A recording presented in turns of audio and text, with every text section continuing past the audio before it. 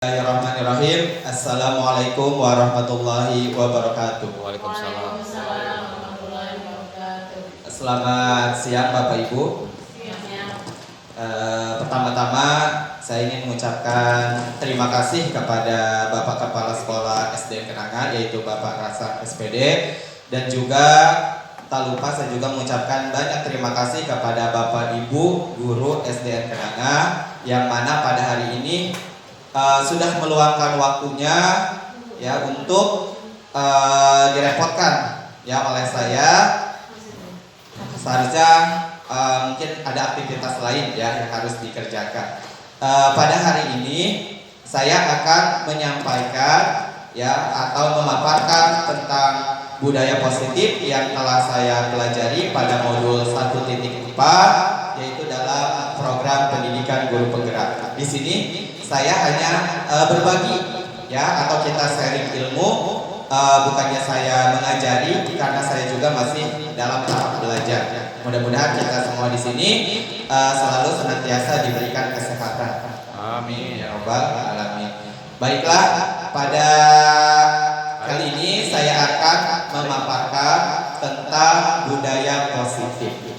Ya, budaya positif ini saya pelajari di modul 1.4 ya pada program pendidikan guru penggerak. Nah, di sini saya juga berdirinya saya di sini dalam menyelesaikan tugas saya, yaitu membuat aksi nyata ya dalam tugas-tugas pendidikan guru penggerak. Dengar kata budaya mungkin sudah tidak asing lagi. Ya. Baiklah, sebelumnya saya akan memperkenalkan diri terlebih dahulu, yaitu dalam kelas ya, dalam kelas pendidikan guru penggerak. Di sini ada fasilitator yang membantu kami dalam mempelajari modul-modul yang ada di LMS, yaitu Bapak Abdul Fatoni Eskom GR. Beliau adalah guru di SMK di daerah Cirebon. Kemudian ada pengajar praktik yaitu Ibu Sarifah SPD, dan saya sendiri yaitu calon guru penggerak yaitu Bapak Karman SPD.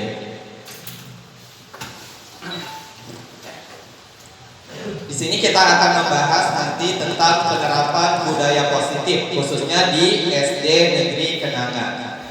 Ya, nanti di pemaparan ini ruang lingkupnya ada 6, yaitu yang pertama perubahan paradigma belajar, disiplin positif, kemudian motivasi perilaku manusia, keyakinan kelas, posisi kontrol guru, dan yang keenam adalah segitiga restitusi.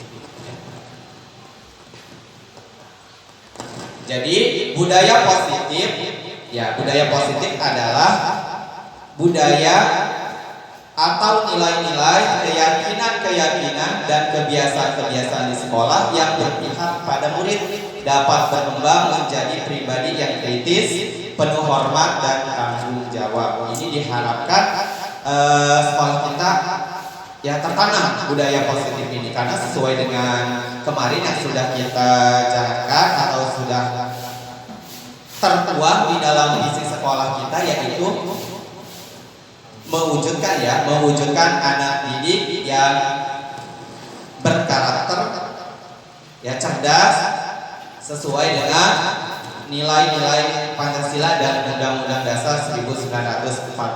Nah, disinilah peran kita ya sebagai seorang pendidik, bagaimana untuk mewujudkan visi tersebut. Dalam menanamkan budaya positif tentunya kita harus saling bekerja sama, karena kalau kita cuma sendiri yang bergerak tidak akan berjalan. Ya, mulai dari diri kita sendiri terlebih dahulu ya sebelum kita ke siswa, karena siswa akan mencontoh perilaku para gurunya sesuai dengan filosofi Ki Hajar Dewantara.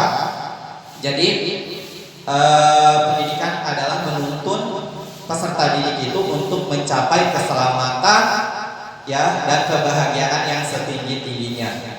Jadi kita sebagai peserta didik ini, sebagai guru ya, tugasnya adalah mengembangkan ya tidak bisa merubah karakter apa yang ada di dalam diri siswa, karena semua anak memiliki potensi atau bakatnya yang berbeda atau masing-masing. Nah, disinilah bagaimana kita akan menebalkan ya karakter tersebut, karena kita tidak akan bisa merubah.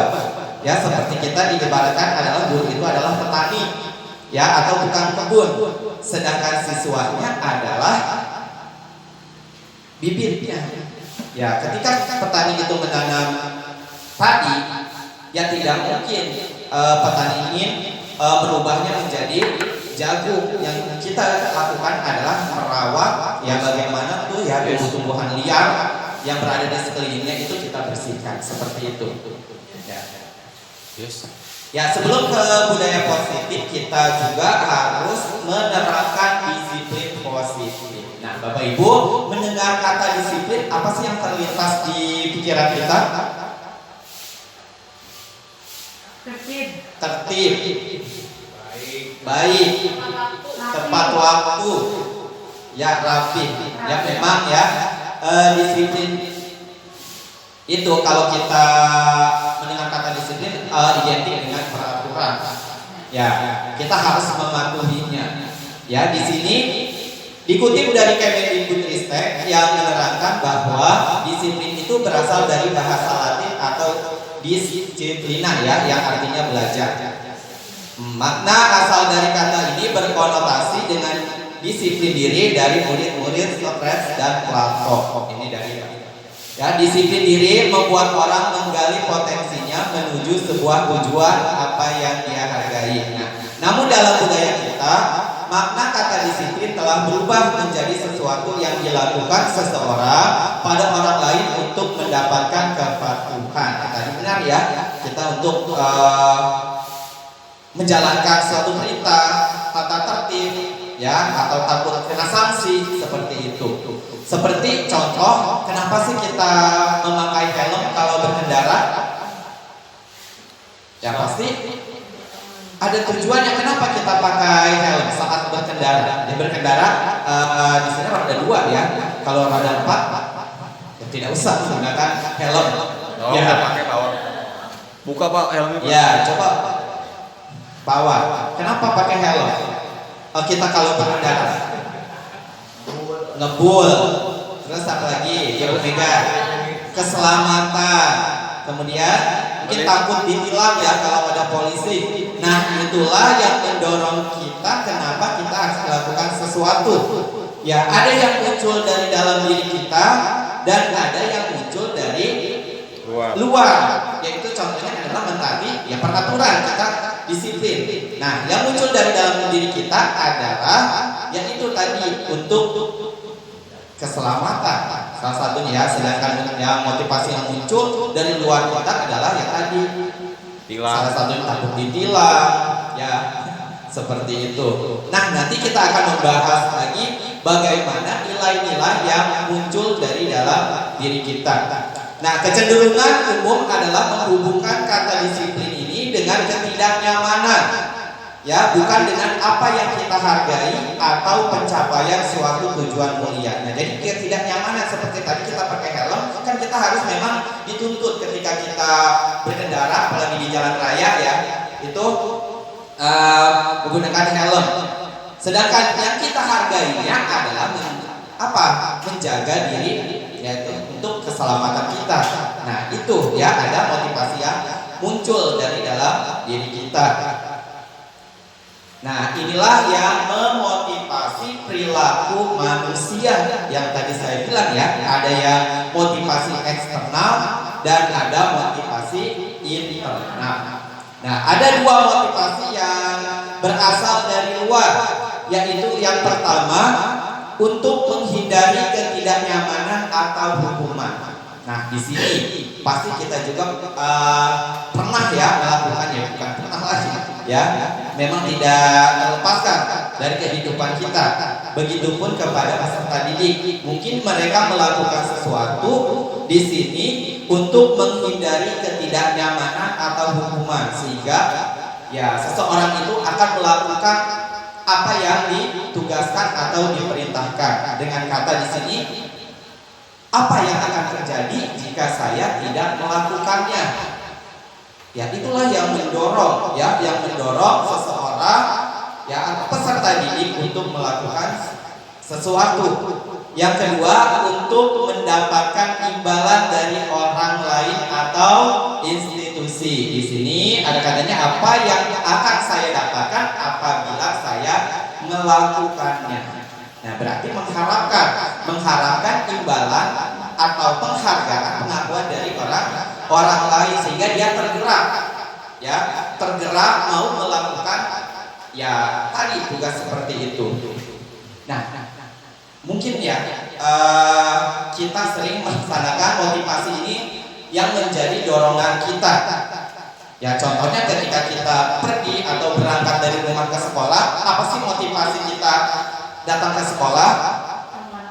Bertemu anak-anak. Ya, lalu mengajar, melaksanakan kewajiban, aktualisasi diri. Berarti itu termasuk ke salah satu motivasi apa? Apakah dari eksternal kita atau dari internal kita? Internal. Nah, di sini ya, untuk menghargai diri sendiri, menjadi insan sesuai harapan kita. Nah, inilah yang saya akan menjadi orang seperti apa bila saya melakukannya. Nah, ya, kita datang ke sekolah ini dengan tujuan adalah yang mendidik, ya, mendidik peserta didik kita, ya, dengan ikhlas tanpa pamrih.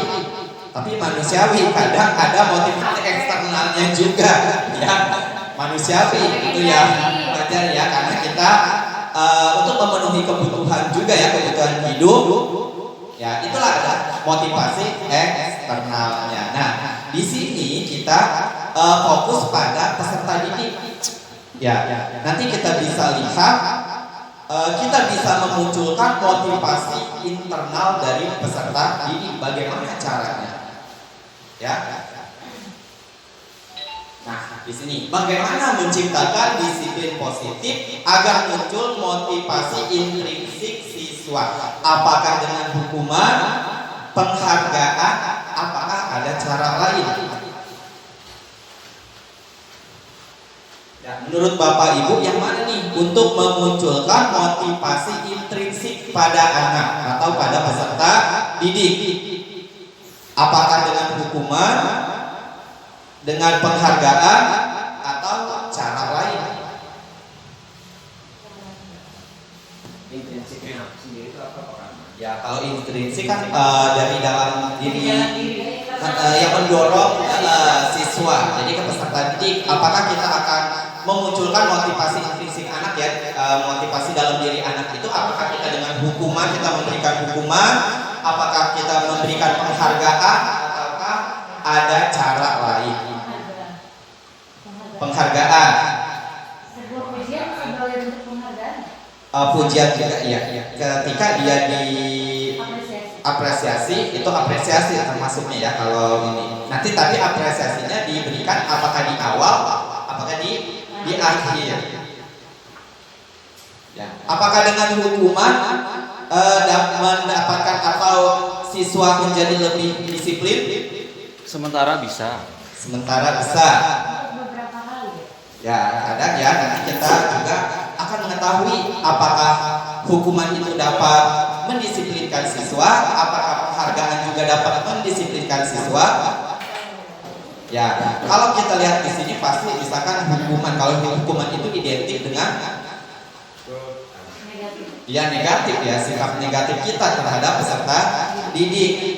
Nah, kalau dengan penghargaan apakah bisa sukses, ya, memunculkan motivasi intrinsik siswa? Bisa. Tapi kecenderungannya Pak muncul karena takut akan dihukum. Ketakutan itu suatu saat akan muncul atau ada semacam di sini. Wah, Apa sih itu? bagaimana ya? Oh, jadi Nah, itu suatu langkah untuk memberikan motivasi intrinsiknya, cara positifnya gitu. berarti dia juga ada dorongan dari penghargaan, ya. Penghargaan itu muncul karena dia mau melakukan sesuatu karena ada ketakutan, ya ketakutan apa yang terjadi jika dia tidak melakukan itu. Berarti tadi ada dorongan motivasi eksternalnya, karena ada tadi Ujian. hukuman ya, ujian. Nah, di sini sebetulnya ya kalau kita lihat penghargaan, mungkin kita sering ya melakukan ini di dalam kelas ya untuk memunculkan motivasi ya untuk anak lebih semangat lagi belajarnya. Tetapi ya di sini dampaknya apa yang dirasa? Dari hukuman sudah jelas. Ya hukuman akan menyakitkan. Menyakitkan apa? Bukan menyakitkan berupa fisiknya, tetapi juga hatinya. Ini yang jauh lebih parah ya. Dia dapat menjadi apa? Pembenci atau pendendam, dan juga menimbulkan rasa sakit jangka panjang. Jadi efeknya itu bukan hanya sekedar selesai, tapi sampai terbawa ya, sampai mungkin dia dewasa selalu akan teringat dengan hukuman tersebut. Kemudian merasa tidak dihargai dan bersalah. Itu dalam pada hukuman. Lalu penghargaan, ternyata ya selama ini kita juga sudah salah persepsi juga. Ya memang bagus untuk memberikan penghargaan kepada peserta didik untuk memotivasi. Namun itu hanya bersifat sementara. Ya tapi untuk efek jangka panjangnya itu anak tersebut akan ketergantungan. Ketergantungannya apa? Ya dia mau melakukan sesuatu ketika ada imbalan, penghargaan, ya, kemudian merusak hubungan. Maksudnya merusak hubungan ketika sesuatu yang sudah dijanjikan ya tidak diberikan, tidak didapatkan oleh dia, ya, peserta didik akan merasa kecewa. Akhirnya dapat menurunkan sampai mematikan kreativitas anak tersebut. Ya berarti ada dampak positif dan dampak negatif. Tapi yang lebih parah ini adalah hukuman ya. Tapi hukuman itu kan ada yang menggunakan gestur tubuh atau kata-kata, itu lebih teringat ya, dengan kita gerak mimik wajah kita melotot ya, menunjuk-nunjuk, itu ya yang lebih berdampak kepada peserta didik, yaitu dampak negatifnya itu untuk jangka panjang. Jadi apa cara lainnya? Berarti ya memotivasinya dengan kita mengapresiasi mungkin ya di belakang setelahnya, karena kalau sebelumnya pasti dia termotivasinya ayo siapa yang sudah selesai duluan atau yang dapat 100 nanti ya pulang duluan ya, bukan. Tapi ketika dia setelah selesai mengerjakan sesuatu baru kita apresiasi, mungkin dengan ya kita acungkan jempol, kita beri tepuk tangan ya, itu untuk memunculkan motivasi intrinsik. Nah, motivasi intrinsik inilah yang jauh lebih penting ya, karena kesadaran diri ya, nilai-nilainya muncul dari dalam diri siswa. Nah, untuk itu kita harus sebelum menentukan budaya positif di sekolah, kita ruang lingkupnya kita di kelas terlebih dahulu, yaitu dengan membuat keyakinan kelas. Nah, apakah Bapak Ibu sudah dapat membuat keyakinan kelas? Belum. Nah, di sana ya saya sudah membuat bersama siswa kelas 5, namun itu masih karena saya belum mengikuti pendidikan ini ya, saya juga masih agak bingung, ternyata yang saya buat itu masih keliru ya. Yang saya buat adalah kesepakatan. Apa sih bedanya kesepakatan kelas dan keyakinan kelas? Ya, apa bedanya kesepakatan dan keyakinan kelas? Kalau kesepakatan yang disepakati bersama. Hasil musyawarah. Kalau keyakinan Baik, kalau disebut kesepakatan kelas itu berdasarkan hasil musyawarah yang didiskusikan bersama. Mungkin itu. Ya, setelah keyakinannya. Berarti Kesepakatan adalah peraturan ya yang dibuat secara bersama ya melalui diskusi dengan peserta didik. Sedangkan keyakinan Nilai-nilai yang dipegang kali ya. Nilai-nilai yang dipegang. Ya, jadi ya Pak Arif. Target untuk mencapai kesepakatan kelas tersebut. Ya, jadi kesepakatan ya betul ya, tadi kesepakatan kita buat ya sebuah kayak peraturan ya, ini tidak dibuat oleh guru sendiri tetapi harus melibatkan peserta didik ya. Kita sediakan kertas ataupun kita di papan tulis, nanti anak yang menulis sesuai keinginan mereka masing-masing ya, seperti apa sih kelasnya ya. Kemudian nanti setelah peraturan kelas atau kesepakatan kelas itu jadi, barulah nanti kita akan melihat keyakinan. Jadi keyakinan kelas itu muncul akibat adanya peraturan atau kesepakatan kelas. Jadi betul tadi yang dibilang Pepi juga ya, nilai-nilainya. Contohnya adalah kesepakatan kelas. Di sini saya sudah buat kesepakatan kelas 5 datang tepat waktu. Berarti kalau keyakinan kelas pada diri anak itu kalau datang tepat waktu itu apa keyakinan mereka?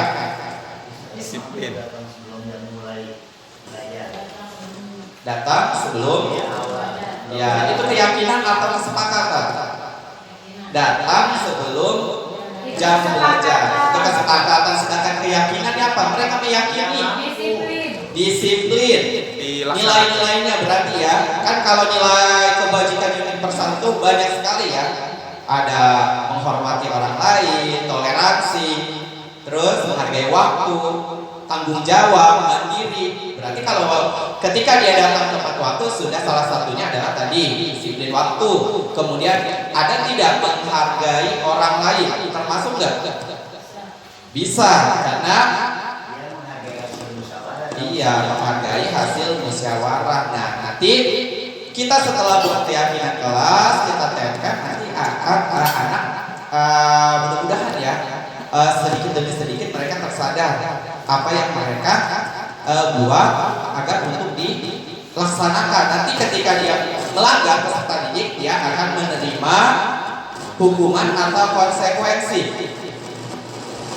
Ya, ketika mereka melanggar keyakinan atau kesepakatan kelas yang sudah disepakati bersama, apakah hukuman, apakah konsekuensi?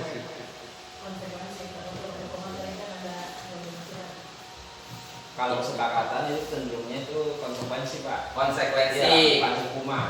Ya, betul sekali ya. Jadi ketika mereka melakukan kesepakatan, berarti mereka harus menerima konsekuensinya. Apa yang telah dibuat. Sedang kalau hukuman, terkadang kita hukuman itu tidak jelas korelasinya.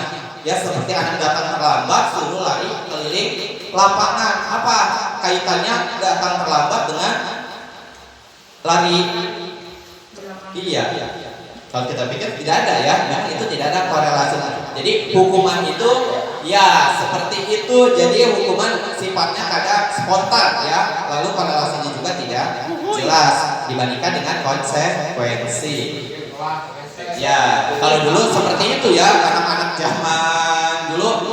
Takut kalau anak zaman sekarang memang dari pengaruh perkembangan zaman. Oleh karena itu kan kita dituntut untuk ya tadi di kodrat alam dan kodrat zaman sesuai filosofi Ki Hajar Dewantara. Jadi kita harus mampu beradaptasi ya tentang perkembangan zamannya anak sekarang itu ya. Kalau kita samakan dengan yang dulu jauh berbeda ya. Oleh karena itu kan kenapa kurikulum itu selalu berubah. Ternyata ya Zaman berubah. zamannya berubah, kita harus mengikuti perkembangan zaman, tidak bisa disamakan dengan kita dulu yang masih sekolah. Nah, di sini tadi ya, mengapa tidak peraturan saja? Mengapa harus keyakinan kelas? Jadi kalau misalkan peraturan seperti kita menggunakan helm tadi ya. Jadi untuk mendukung motivasi intrinsik, kembali ke nilai-nilai atau keyakinan kelas lebih menggerakkan seseorang dibandingkan dengan serangkaian peraturan-peraturan. Karena kalau peraturan-peraturan malah justru banyak yang dilanggar. Nah kalau udah muncul keyakinan, insya Allah ya mereka akan sadar ya atas keyakinan yang mereka lakukan, yang mereka miliki. Jadi untuk biasanya kita membuat peraturan kelas atau keyakinan kelas itu tidak usah banyak-banyak ya. Itu yang penting mereka paham ya dan dapat menjalankannya. Di sini keyakinan kelas adalah nilai-nilai kebajikan atau prinsip universal yang disepakati bersama tadi ya. Nilai-nilainya ada nilai tanggung jawab, kemudian disiplin, toleransi ya. Kemudian kesepakatan kelas atau keyakinan kelas tidak hanya peraturan di dalam kelas ya yang harus ditaati murid dan memberi konsekuensi bagi yang melanggarnya. Dan mudah-mudahan ketika kita sudah membuat keyakinan kelas masing-masing, ya mudah-mudahan keyakinan kelas itu dapat juga diterapkan di sekolah. Jadi kita bisa pakai untuk ya tadi ya keyakinan sekolah sehingga dapat menimbulkan budaya positif di sekolah kita. Dalam membuat kesepakatan kelas dibutuhkan keterlibatan antara guru dengan murid untuk saling menyepakati bagaimana kondisi kelas yang diinginkan. Jadi kita serahkan karena juga ya namanya kurikulum merdeka ya kita harus melibatkan peserta didik, jangan cuma kita egois maunya kita aja ya. Jadi kita beri kebebasan anak untuk mengeluarkan pendapat ya. Mereka nanti menuliskan apa sih keinginan yang mereka inginkan di kelas ini ya. Itu kemarin saya sudah coba, alhamdulillah ya sudah mulai paham. Yang tadinya juga saya sedikit masih bingung antara keyakinan sama kesepakatan ya. Ternyata alhamdulillah setelah mempelajari modul ini ternyata jadi lebih paham ya bagaimana kita membuat kesepakatan kelas. Kan kadang ada yang peraturan kelas itu tidak boleh makan di kelas, tidak boleh berisik ketika belajar. Nah bahasa-bahasa itu nanti kemudian kita ubah menjadi kalimat yang positif ya, seperti misalkan tidak bercanda ketika Bapak Ibu guru sedang menjelaskan. Kita ubah menjadi kalimat positif menjadi belajar yang fokus seperti itu. Jadi itu salah satu menghargai orang lain juga, tanggung jawab dan mandiri. Nah, ya ini salah satu kegiatan yang saya sudah lakukan. Di sini ada anak ya menuliskan kesepakatan atau peraturan kelas yang mereka inginkan, kemudian menempelkan di papan tulis, kemudian sudah saya pisahkan yang mana nih yang satu kelompok ya peraturan kelas itu, kemudian di sebelahnya saya tulis menjadi keyakinan kelas, dan inilah ya ada hasilnya. Jadi kemarin ada 10 ya 10 keyakinan kelas yang mereka harus laksanakan. Tuh, dan juga nanti kami juga sepakat bersama peserta didik ya siswa kelas 5 itu menyepakati ketika mereka melanggar keyakinan kelas ini mereka akan bersedia menerima konsekuensinya. Berarti ketika dia melanggar kita tidak termasuk hukuman ya, sudah kita mengingatkan konsekuensi ya dari apa yang mereka langgar. Di sini, jadi setelah kita membuat keyakinan kelas, itu tugasnya adalah ya bagaimana nanti ketika kok ada anak yang masih melanggar, ya masih melanggar. Banyak ya Bapak Ibu ya, setiap hari kita pasti menjumpai kasus-kasus ya atau kejadian-kejadian yang luar biasa dari peserta didik kita. Ya kenapa?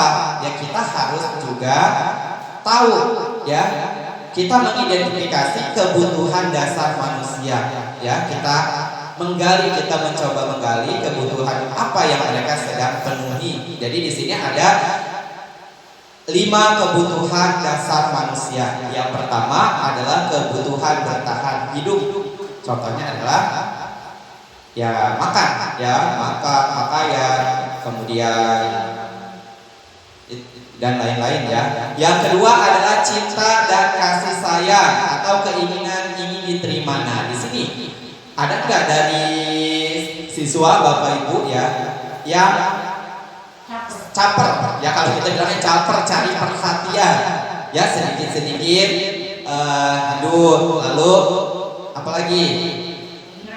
Rengek. Nah, ini mungkin anak tersebut ingin dipenuhi cinta dan kasih sayang atau keinginan ingin diterima, ya ingin diterima. Jadi kita tidak boleh menjudge anak dulu, kadang ya namanya manusiawi ya, kesabarannya mungkin masih setipis tisu. Dan yang ketiga adalah penguasaan, kebutuhan pengakuan atas kemampuan.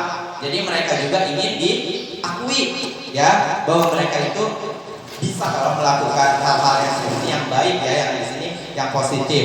Dan kebebasan kebutuhan untuk memilih. Dan yang terakhir adalah kesenangan, kebutuhan akan rasa senang. Jadi kadang ada anaknya di sini ketika melempar-lempar kertas, kemudian main pesawat-pesawatan, ya itu mungkin mereka sedang memenuhi ya tadi ya kebutuhan kesenangan. Nah disinilah tugas kita sebagai peserta didik harus mampu ya, harus mampu mengidentifikasi perilaku anak tersebut untuk apa memenuhi. Di sini ada 5 posisi kontrol guru. Nah, posisi kita sebagai pendidik ternyata ada 5. Yang pertama adalah sebagai penghukum, ya. Yang kedua sebagai pembuat rasa bersalah. Yang ketiga adalah sebagai teman. Yang keempat adalah sebagai pemantau, dan yang terakhir adalah sebagai manajer. Nah, Bapak Ibu ada di posisi yang mana dari kelima posisi kontrol guru?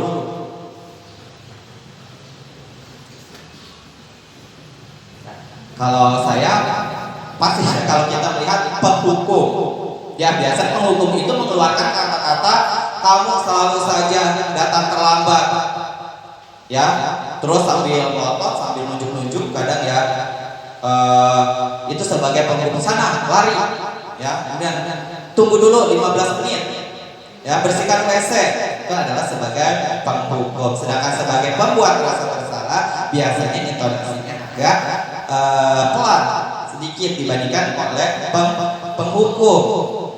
Misalkan kamu ini bagaimana, kamu sudah berjanji, kasihan loh ibu kamu, bapak kamu, kemudian ayo demi bapak, karena kita gitu ya, ayo demi orang tua atau demi bapak ya melakukan sesuatu.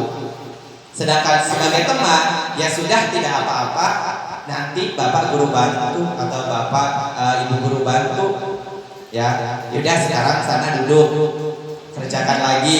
Itu kan kata-katanya juga sebagai ke teman, ya tidak ya sejak penghukum, ya dan tidak membuat rasa bersalah, dia masih agak lebih cenderung ke teman. Bagaimana ya kita mengobrol kepada teman kita. Kemudian ada sebagai pemantau. Kalau sebagai pemantau ini sudah mendekati, yaitu contohnya kita selalu peraturannya apa, sanksi dan konsekuensinya apa, itu sebagai pemantau. Seperti kita sudah membuat keyakinan kelas, ketika ada yang melanggar keyakinan kelas itu, kita berbicara seperti itu. Kamu sudah tahu konsekuensinya? Tuh. Nah, yang terakhir adalah sebagai manajer. Nah, sebagai manajer ini biasanya apakah kamu tahu kesalahanmu? Apa rencana kamu memperbaiki masalah ini? Lebih ini enggak? Jadi di sini justru yang manajer ini yang mencari solusi untuk memperbaiki kesalahannya adalah siswa, ya bukan guru. Jadi mereka di sini dituntut ya, dilatih untuk berpikir kritis juga, ya mandiri juga untuk menyelesaikan masalahnya. Jadi yang mana dari posisi kontrol guru ini yang mana ya yang memang harus kita terapkan? Ya manajer pasti ya. Situasi gimana? Kalau melihat situasi, betul ya. Seperti kemarin banyak yang memilih manajer, tetapi ya saya juga belajar dari fasilitator. Memang yang bagus itu antara pemantau dan manajer, ini tingkat keberhasilan, sedangkan ini gagal ya ketiga. Tetapi ya kita harus memiliki juga kesemuanya yang melihat dari kondisi kondisi dan situasi tersebut. Seperti kayak kita lampu lintas ya, antara merah, biru sama kuning, mau milih apa? Warna apa yang Bapak Ibu pilih? Hijau, pasti ada salah satu. Tapi kan butuh semuanya, ya kan? Butuh semuanya. Jadi seperti ini, ya. Jadi kita punya semuanya. Tapi kalau bisa, ya kita harus menghindari ya posisi kontrol yang sebagai penghukum, karena memang efeknya adalah untuk jangka panjangnya itu sangat buruk ya. Sebagai teman nanti yang anak justru akan lebih ketergantungan ya, tidak mandiri, tidak percaya diri. Di pembuat rasa bersalah ini juga menurunkan apa? Menurunkan kreativitas. ya, menurunkan kreativitas, menurunkan yang kepercayaan diri dia, karena dia mikir ya, jadi dia merasa bersalah, jadi menyalahkan dirinya sendiri ya. Dan sebagai pemantau juga ini ya, tingkat keberhasilan sebagai yang paling bagus adalah manajer. Nah, bagaimana kita agar bisa mengusahakan kita ini sebagai manajer?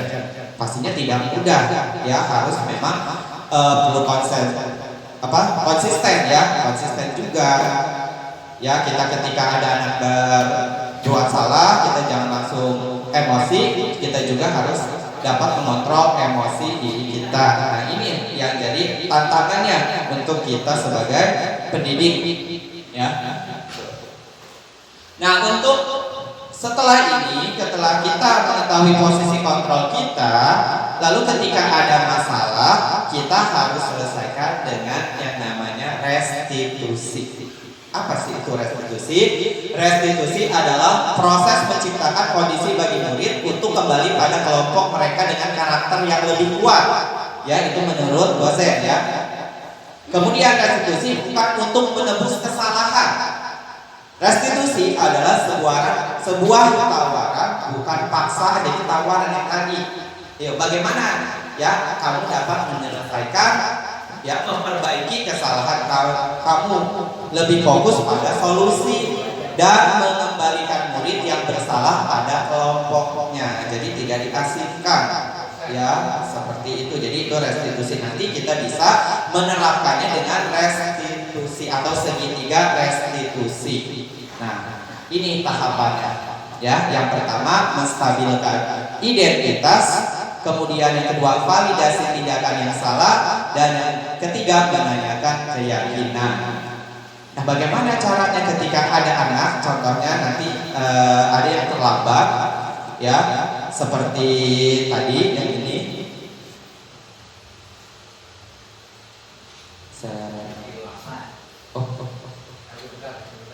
Yang mana? Ini. Gedein Pak Herman buat.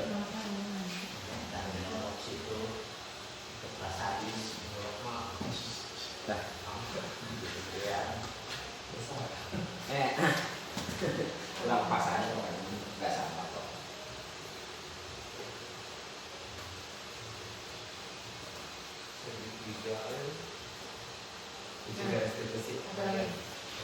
Ini ya.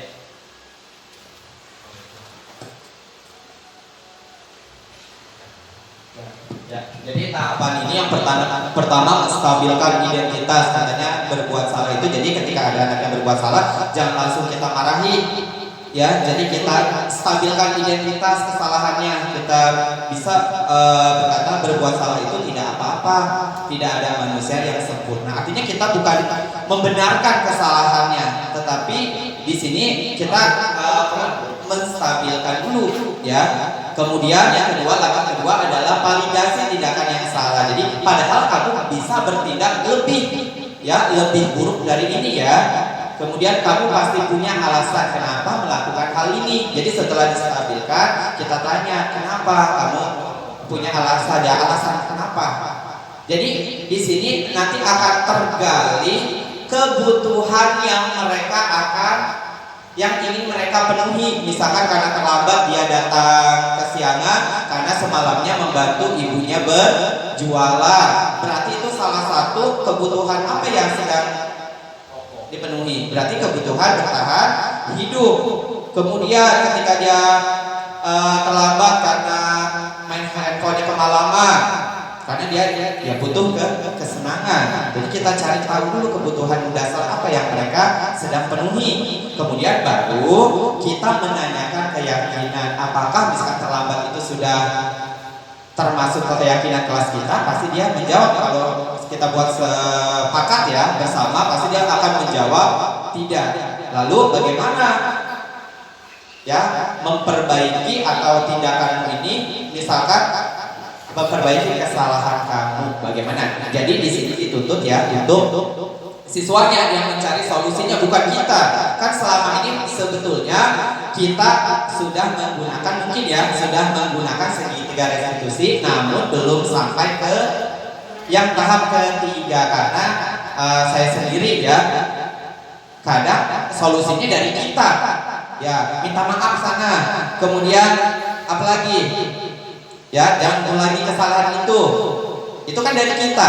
Seharusnya mereka yang menemukan solusinya. Ya, saya akan meminta maaf, terus saya tidak ini itu ya. Jadi kita sebetulnya sudah menggunakan, tetapi yang belum sampai yang ketiga. Nah, tujuannya adalah diterapkannya segitiga restitusi, yaitu pengembangan pribadi. Siswa diajarkan untuk belajar dari kesalahan mereka, mengembangkan pemahaman yang lebih dalam tentang konsekuensi tindakan mereka, dan membangun keterampilan sosial yang lebih baik. Jadi di sini anak dapat menemukan solusinya ya untuk memperbaiki kesalahannya. Insya Allah ya, mudah-mudahan dengan diterapkannya kita segitiga restitusi dalam menyelesaikan masalah, mudah-mudahan jadi budaya positif dapat tertanam di sekolah kita ya, sehingga dapat mewujudkan yaitu profil pelajar Pancasila dan terwujudnya misi kita. Nah, ini ada contoh tadi bagaimana penerapan segitiga restitusi. Ini saya buat ya sebagai salah satu tugas juga. Tadi ini haurat Bapak.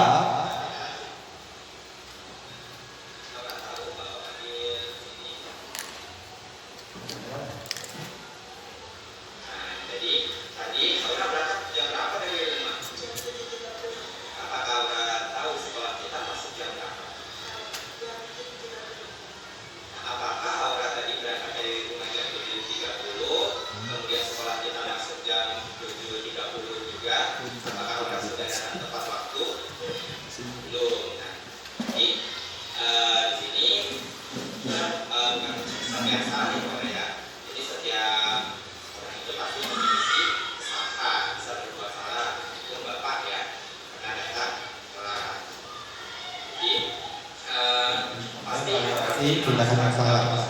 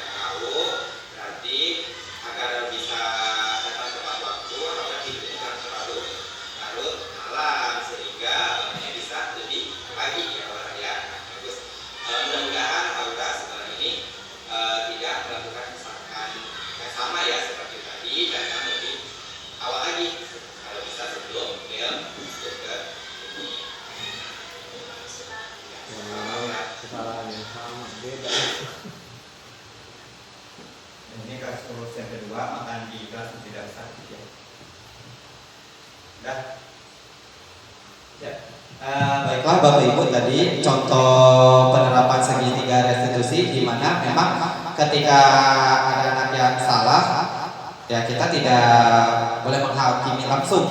Ya kita tanya, kita lakukan proses segitiga restitusi. Ya memang agak membutuhkan waktu. Ya karena kita sudah terpancing emosi duluan. Nah jadi ketika kita menerapkan segitiga restitusi di situ kita lihat jadi anak dapat menyelesaikan atau mencari ya solusi untuk memperbaiki kesalahan-kesalahannya. Jadi bukannya Bapak Ibu guru atau kita ya yang mencari solusinya. Itu. Demikianlah pemaparan yang bisa saya sampaikan dari materi budaya positif ini. Mungkin sebelum ditutup, apakah ada pertanyaan? Ya kita di sini sharing saja, berbagi ya pengalaman. Ya di sini kan banyak guru-guru senior ya. Itu. Karena menanggapi budaya positif kan tadi baiknya kan apa sih namanya, kita memerankan punya peran yang nomor 4 dengan nomor 5 Iya. ya, menjadi Mantau sama manajer. menjadi manajer. Nah, ketika kita ingin menerapkan itu, ibaratnya menjadi seorang manajer dengan di kelas rendah, menurut saran Pak Karman itu seperti apa gitu? Karena kan kalau kelas 4, 5, 6 itu kan memang mereka udah mulai mengerti.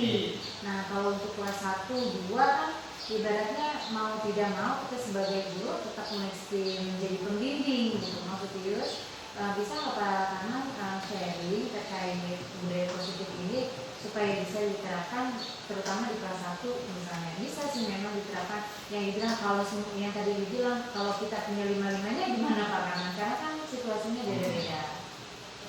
Saran Pak Karman untuk bisa diterapkan di kelas 1 terutama. Kalau untuk di sini lihat situasinya kelas rendah ya, tetapi bisa juga Bu ya kita sebagai pemantau atau manajer, karena kita buat kesepakatan atau keyakinan kelas. Namun kalau untuk kelas 1 kan banyak yang belum itu bisa kita langsung tanyakan, misalkan dengan tanya jawab ya, atau kemudian kita infokan ketika mereka melanggar keyakinan.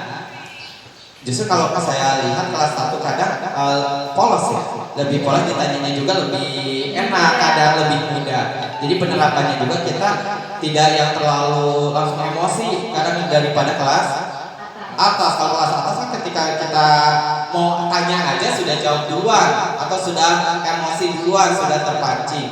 Ya, jadi untuk penerapan di kelas 1 yaitu bisa saja ya Bu ya, karena memang di sini juga kan di pelajaran guru penggerak itu jenjangnya dari PAUD ya, dari TK, SD, SMP sama SMA. Namun memang kasusnya berbeda-beda antara kayak kita di kelas tinggi dengan di kelas rendah. Ya memang tidak semudah yang kita bayangkan agar kita menjadi pemantau atau manajer. Itu kan butuh proses. Semuanya tidak instan. Ya mungkin kita sekarang menjadi penghukum terus, ya besoknya kita ubah misalkan menjadi pembuat merasa bersalah, kemudian kita tingkatkan lagi, ternyata itu tidak baik juga untuk jangka panjang anak, kita tingkatkan lagi menjadi teman. Oh ternyata teman juga malah anak ketergantungan dengan kita, apa-apa jadi seperti ada yang membela. Ya kita buat posisi kita di pemantau, dan pada akhirnya kita sampai ke posisi sebagai manajer.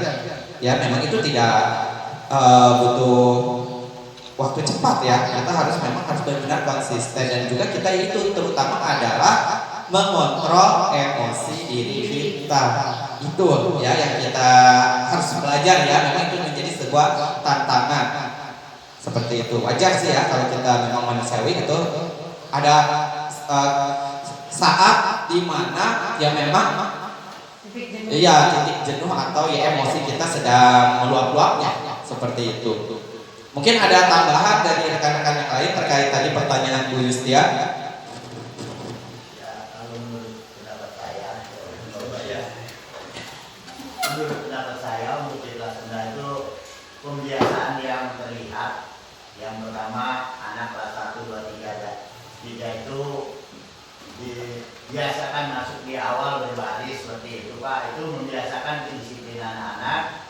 Itu sebelumnya barangkali ya di kelas 1 juga kita bertanya dulu kalau masuk ke zaman sekarang seperti ini ya. Kita bertanya bagaimana kita akan masuk jam 7.30. Dia kan anak-anak bertanya biasanya kan bertanya jawaban sama-sama tuh kayak bebek gitu ya. Apa jam 7.30.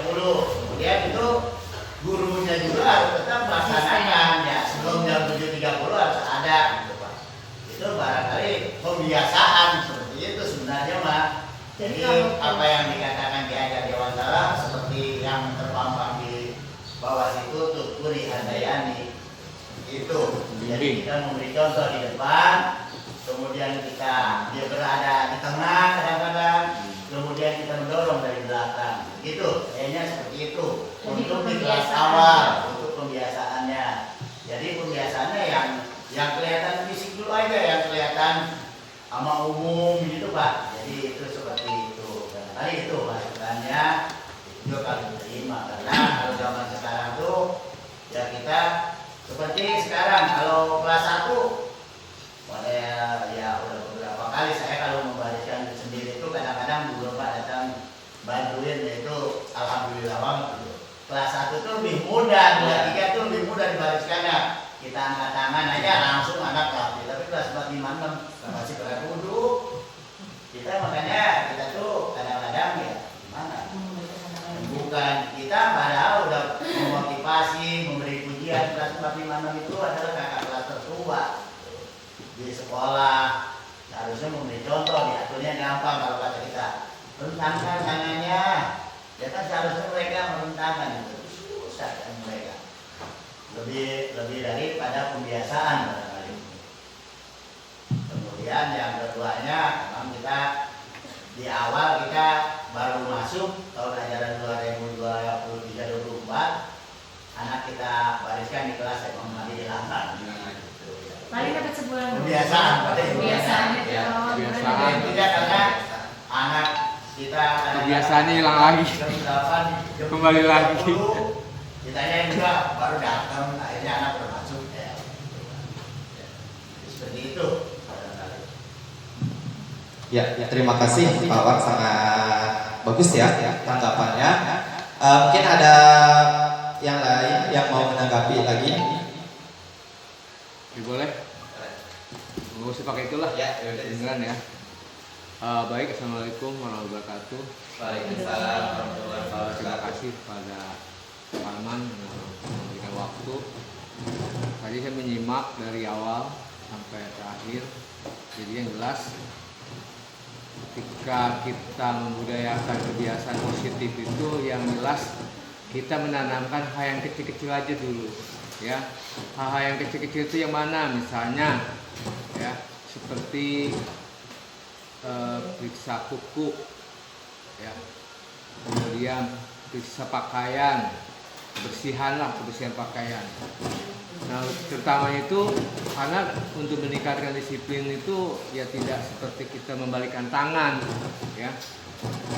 Dan saya juga berterima kasih juga nih, mungkin di sini ada kelebihan ya di SDN Kenanga. Mudah-mudahan yang lain pun bisa menerapkannya dalam dalam mengajar setiap hari ya. Itu makanya alhamdulillah setelah dengan adanya guru penggerak ini ya mungkin saya katakan bisa sekolah kita menjadi sekolah contoh lah, lebih baik dari yang lain gitu ya. Artinya kalau terutama dari kelas ya, dari kelas 5 dulu, setelah dari kelas 5 ke kelas lain.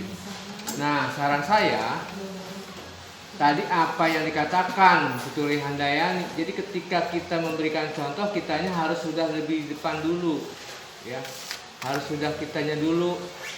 Jangan sampai kita memberikan contoh, kitanya malah nggak benar contohnya seperti itu. Jadi figurnya dulu ya. Jadi figurnya yang bisa diikuti ya. Jangan sampai terutama yaitu tadi baris ya. baris dulu di depan. Dulu pernah budaya itu sering udah kita tanamkan. Mudah-mudahan ini kenapa? Untuk meningkatkan disiplin itu memang susah, tapi ketika hal-hal yang kecil ditinggal itu yang gedenya nggak akan didapat, ya. Contoh baris di depan dulu, lihat tiap kelas, bariskan tuh ada gurunya di depan, ada wali murid ketua kelasnya di depan. Setelah udah baris rapi, kita periksa bagian mana dulu yang kita periksa, misalnya bagian tangan atau kebersihan kuku lah. Nah, itu salah satu penerapan. Kedua, pakaian. Kadang-kadang pakaian itu kan kita nggak kontrol juga, semburadul pakaiannya. Nah, itu harus ketika baris itu kesempatan kita untuk menilai, ya, dan untuk menghitung cek anak-anak kehadiran. Misalnya 30 ada 28 kemana 2 kan, seperti itu. Nah, kemudian setelah itu baru bariskan masuk baris-baris. Itu kebiasaan-kebiasaan seperti itulah insya Allah bisa diterapkan, dan nanti anak-anak itu akan bisa menimbulkan rasa disiplin, ya. Kalau udah disiplin seperti itu, kita nggak rewel-rewel. Karena apa? Kekontrol, barisnya kekontrol. Dari mulai rambut, ya, ada yang panjang, kadang-kadang ada yang nggak sikat gigi juga, seperti itu. Itu hal-hal seperti itu kecil, tapi harus kita perhatikan. Dari mulai situlah insya Allah bisa kita terapkan. Jadi kita kesananya nanti secara global, artinya keseluruhan, kita nggak repot-repot, nggak terlalu berisik-berisik lah. Zaman sekarang beda dengan dulu, ya. Emang benar apa yang dikatakan Pak Awang tadi, ketika kita menyiapkan kelas 1 sama 2 ngerti, tapi kelas 4, 5 mah seperti itu, diam aja. Seolah-olah, nah kitanya nih sebagai gurunya, kalau ada yang menyiapkan, yang lainnya bantu. Jadi nggak seorang berkoar-koar, udah balik, udah senam. Kalau memang kita sehat, nggak ada halangan, kita bareng-bareng seperti itu mungkin, ya. Mudah-mudahan ini hal yang kecil ini bisa kita terapkan bersama-sama, tanggung jawab bersama. Mudah-mudahan supaya ya terutama kita yang ada di SDN Tenang, mudah-mudahan kita mempunyai nilai lebih, ya. Yang sekolah penggerak insya Allah punya kelebihan, ya. Insya Allah terutama dari gurunya sendiri, dari kelasnya sendiri, dan sekolahnya, imbasnya ke sekolah. Makanya hal ini insya Allah saya dukung terus, ya, tingkatkan terus. Kalau misalnya ada kesulitan-kesulitan yang lainnya, ya nanti bisa bicarakan dengan bendahara, ya. Misalnya butuh kertas, ya, butuh apalagi yang lain, ya, butuh waktu, insya Allah, ya. Mungkin itu aja. Terima kasih. Assalamualaikum warahmatullahi wabarakatuh. Waalaikumsalam warahmatullahi wabarakatuh. Terima kasih kepada Pak Sa, ya, atas masukannya, tanggapannya, alhamdulillah luar biasa sekali. Jadi untuk menciptakan budaya positif di sekolah kita harus memulai dulu dari hal-hal yang kecil, ya. Karena dari hal kecil itulah yang akan nanti menjadi besar. Nah, kita sebagai pendidik sudah sepantasnya kita saling bahu-membahu, bekerja sama, berkolaborasi untuk mewujudkan budaya positif di sekolah kita. Karena memang tadi ya betul, guru itu sebagai panutan karena digugu dan ditiru. Jadi bagaimana kita mau menerapkan disiplin sedangkan kita tidak atau belum disiplin. Nah, marilah mulai saat ini, ya, kita saling bekerja sama, ya, untuk meningkatkan kedisiplinan kita, yang tadi dari hal-hal yang kecil, ya, kebiasaan-kebiasaan itulah nanti yang akan insya Allah mudah-mudahan tertanam di dalam diri peserta didik kita, ya, seperti tadi berbaris. Kemudian ini yang kadang kita sudah hilang nih di budaya kita, yaitu 5S, ya, salam, senyum, sapa, sopan, santun. Nah, disinilah kita bertugas, ya, untuk menerapkan lagi, ya, karena yang saya lihat juga anak-anak siswa yang lain ketika ada guru datang, mungkin bukan gurunya, ya, mungkin bukan guru kelasnya, kadang cuek, ya, guru sendiri aja cuek, ya. Nah, mulai dari sekarang ya. Jadi kita mulai dari hal-hal yang kecil terlebih dahulu. Insya Allah ketika hal-hal kecil itu berjalan, nanti akan jadi hal yang besar ya, dapat bermanfaat untuk kemajuan sekolah, khususnya di SD Negeri Kenanga. Baiklah Bapak Ibu, kalau tidak ada yang bertanya lagi ya, karena waktu juga sudah siang, saya akhiri ya. Saya mohon maaf apabila penyampaian materi kali ini masih kurang maksimal, karena memang masih dalam tahap belajar. Insya Allah kita belajar bersama-sama di sini ya, untuk memajukan sekolah kita ya. Saya akhiri, wabillahi taufiq wal hidayah. Wassalamualaikum warahmatullahi wabarakatuh.